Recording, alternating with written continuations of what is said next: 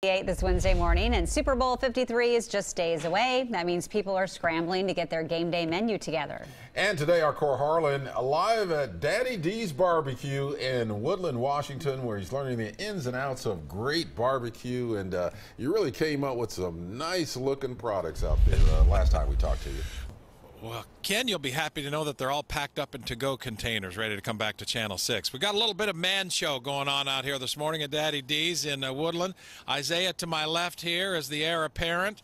Little Cor Harlan here at 7 years old has been having Daddy D's mac and cheese this morning for breakfast.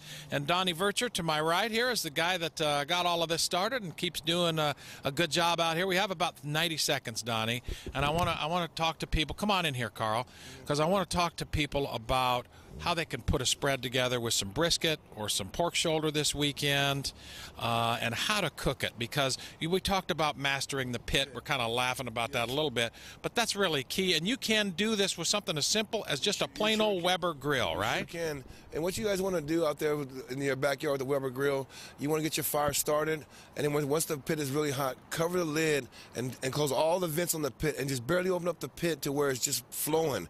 You want that flow to where it's just barely smoking coming out of there.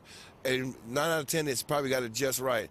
And once you put your meat in, don't keep opening up the pit. Just let it sit there and just do its thing for the next 5-6 hours. You may want to take a peek later, but if you just leave it the way it is, it will do just fine at about 225. So you can go out and get some cherry wood or any other kind of wood, really cut it up into little pieces, maybe soak it, put it in the bottom of the thing, and get it started, right? That's correct. And so if you look over here, you can... And here's this is a real test. Now this is cool, because this looks, you got smoke coming out the top here. This looks like a really hot thing, but Donnie, the key. So if you don't have a temperature gauge on your pit, if you can put your hand on this pit right here, just like this, if it doesn't burn your hand, 9 out of 10, you probably got the pit just right. And as you can see, we got a hand on the pit. It's around 225. All right. So make it yourself this weekend. Brisket, pork shoulder, it's all very accessible. Of course, if you want to do takeout here from Daddy D's in Woodland, they do that too.